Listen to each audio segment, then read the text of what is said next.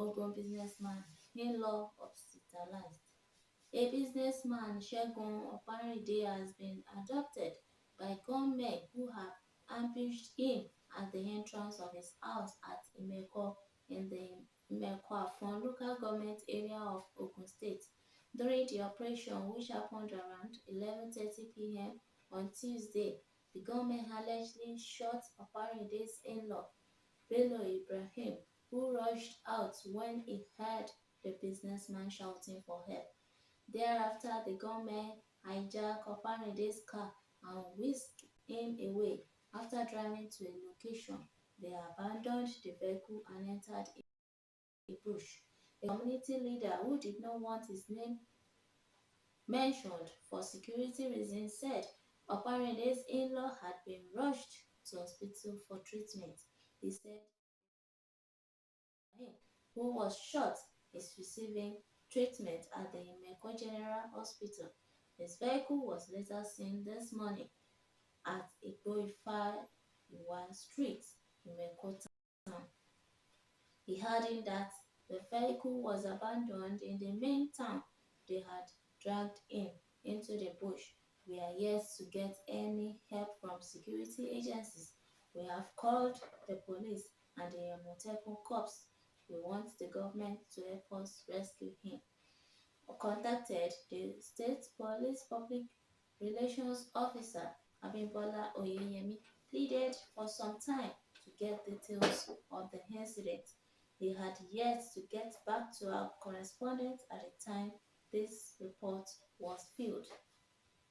Ghana disowns unauthorized advisory against travel to Abuja.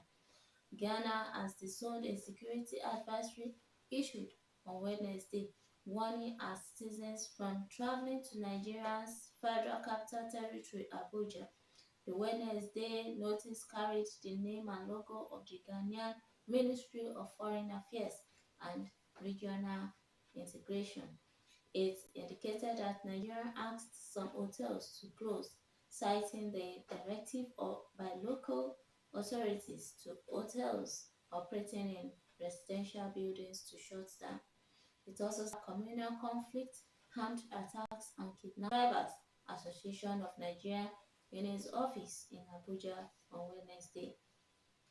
According to a statement by the Special Assistant on Media and Publicity to the Minister, Ebenezer Adeniyan, he said that the female commercial drivers are special and must be encouraged to flourish in their chosen profession. Adegoroye further noted that the Federal Ministry of Transportation will look into the request of the association to have female professional drivers employed into the ministry, stressing the need for government to give the needed recognition to female drivers. Speaking earlier, the president of the association, Eunice, two suspects missing after Kuje prison attack. Two suspects arrested over the invasion of the home of Mary Odili, retired Supreme Court Justice, have been declared missing from the Kuje Correctional Center in Abuja. Matthew Omosun, the prosecution lawyer, announced the development on Wednesday during the proceedings at the Federal High Court in Abuja. In October 2021, security operatives invaded Odili's residence in Abuja to enforce a search warrant issued by a magistrate court. In November 2021, the police paraded suspects arrested. The day of arraignment, the court granted bail to 12 out of the 15 suspects. The 3 others were later granted bail, but the court ordered that they remain in custody at the Kuje Correctional Center until they perfected their bail terms. Others are Bashir Musa, Shehu Jibo, Abdullahi Adam, Muhammad Yahya, and Abdullahi Usman. 500 inmates, including suspected members of Boko Haram. At resumption of trial on July 19, Usman Jibril, counsel to 3 of the defendants, told Ngoye Maha the trial his clients had Aliyu Umar, Ibrahim Shehu Jibo, and Abdullah Adamu are victims of the Kuje attack. The trial judge then directed the prosecution team to investigate the matter and report back on November 16.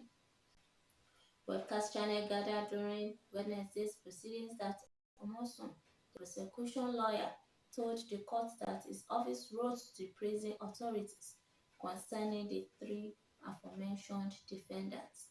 While reading the rest